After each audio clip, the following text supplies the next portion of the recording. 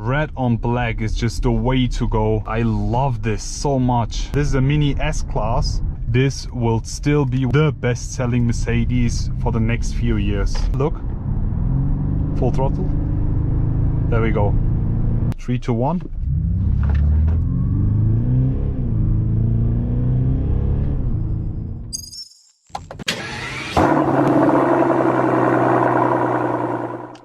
So we are now going to start the drive inside the all-new 2023 model Mercedes-Benz GLC, guys. You heard that right. It's time to fully experience this car. I have the key right over here. We will be putting it inside here and then close this. Let me just start the ignition first. I have a destination which I have to reach, which is the hotel. But en route, I will be taking you for a spin inside the new GLC. Let me just put the seatbelts on. Most important thing. What is that car? I've never seen it. Anyways, let's stick back to the GLC. Okay, let me just start the engine.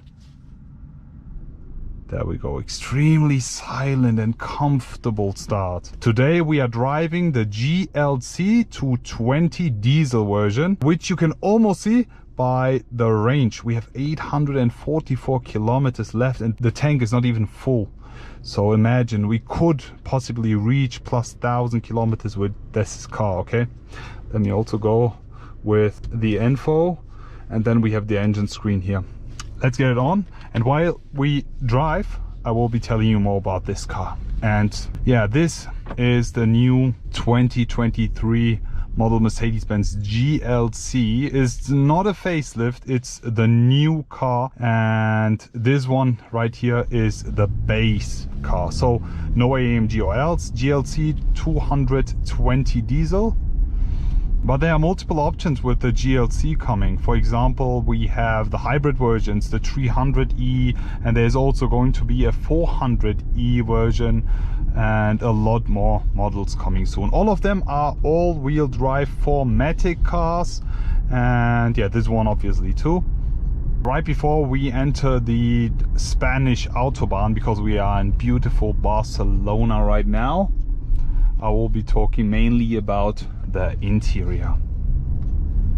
So the interior is actually comparable to what we've already seen with the new C-Class. The driver's display, the main display, and this display is also tilted. It's tilted 6 degrees towards the driver, so to make it more driver focused. You can actually see that by the gap here. It's not straight. Here you can see the angle. Let's just close that, and we're almost ready to drive on the Spanish Autobahn. It's not unrestricted, unfortunately, therefore we are not going to do an Autobahn run, but bear with me, we will be doing that in Germany when we have the car, and then we will be pushing it to the limits. And I can't wait to see the AMG versions coming with this. And there's also going to be a coupe version of the GLC coming as well. But yeah, all in all, the interior color here, full black interior with the red leather. I love this so much. Red on black is just the way to go for the GLC and the C-Class as well.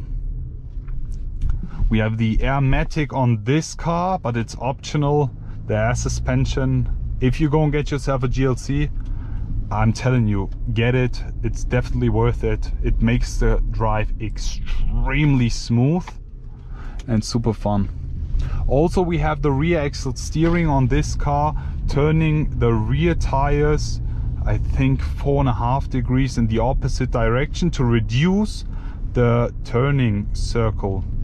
It's so nice to have that because the car drives like an A-Class. Don't get me wrong, I'm not talking about the comfort or else, just the feel, okay, of the car length is comparable to an A-Class, since it's reduced by 90 centimeters just by having the rear axle steering, and is extremely helpful, especially when driving in urban areas and cities, and yeah, where you don't have that much space. So guys, let me also demonstrate you one cool thing. We have the diesel 220 here. Let's go to sport, and let's do a race start. Okay, foot is on the brake. 3, 2, 1.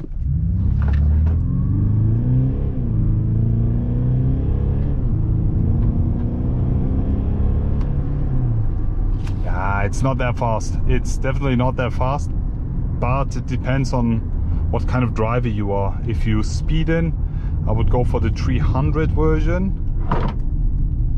or even for the 400e.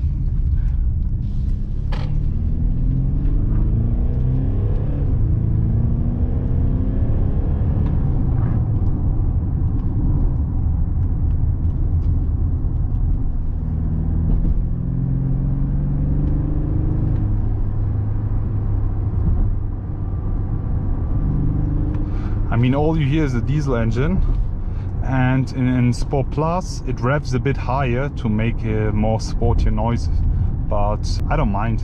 I mean, this car is not built to sound great. If you want sound, you definitely need an AMG or higher engine. So my main focus will be the drive itself, and I'm honest with you, this is super comfortable. This is extremely comfortable, and I'm enjoying it so much because the seating position, sitting a bit higher than a normal base C-Class, for example, makes a big difference, I'm telling you. Okay, another race start. Go.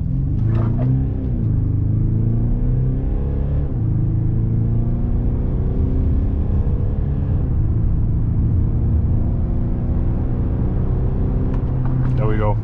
Something that I love about the Mercedes-Benz infotainment is that it visualizes all the information you need. For example, the torque or the power. Look, full throttle. There we go.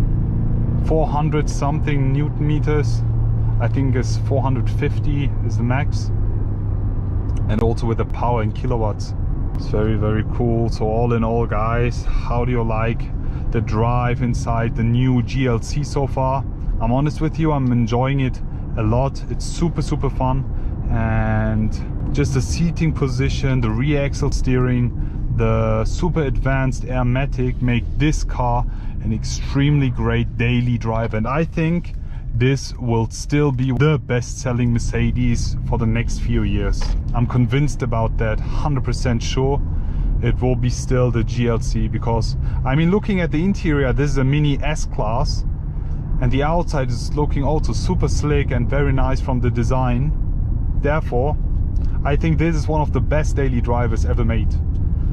But I would definitely prefer the coupe version. SUV version for families, but for younger people especially, the coupe is such a nice looking thing. I really like it a lot. You have a bit less space in the back because of the coupe roofline, but the look of the coupe is definitely my favorite, and I definitely prefer it over the SUV. How do you guys think about that? Would you go and get yourself the GLC SUV, this one?